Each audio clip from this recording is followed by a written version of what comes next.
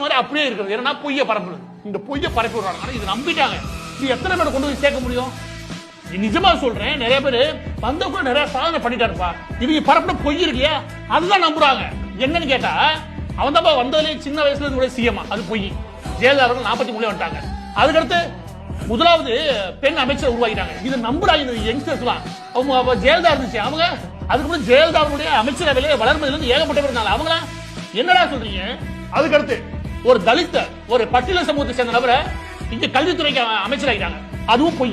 கோவை செலியன் ஆரம்பிச்சு பெஞ்சமின் வரைக்கும், அதாவது எடுக்கு டீமுக்கு 2 பேருமே கல்வித்துறை அமைச்சராக இந்த பட்டியல சமூகத்தை சேர்ந்தவங்க கொண்டு வந்திருக்காங்க. அப்ப அதுவும் பொய்யா?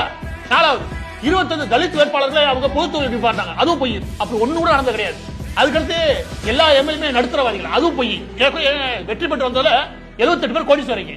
அதுக்கடுத்து விஜய் உருவாக்கிட்டார், என்னது அரசு வேலைக்கு தேவையான பயிற்சி மையங்களை உருவாக்கி இருக்காரு, அதுவும் பொய். ஏன்னா அரசின் சார்பாக நடத்தப்படுது, அதையும் இங்க எடுத்து கூட்டிருக்காங்க. அதுக்கடுத்து டிஎன்இபிக்கு ஹெல்ப் லைன் போட்டாரு, அது ஆல்ரெடி ஹெல்ப் லைன்ல இருக்குது, இவங்க வந்ததுமே ஹெல்ப் லைன் இருக்காங்க.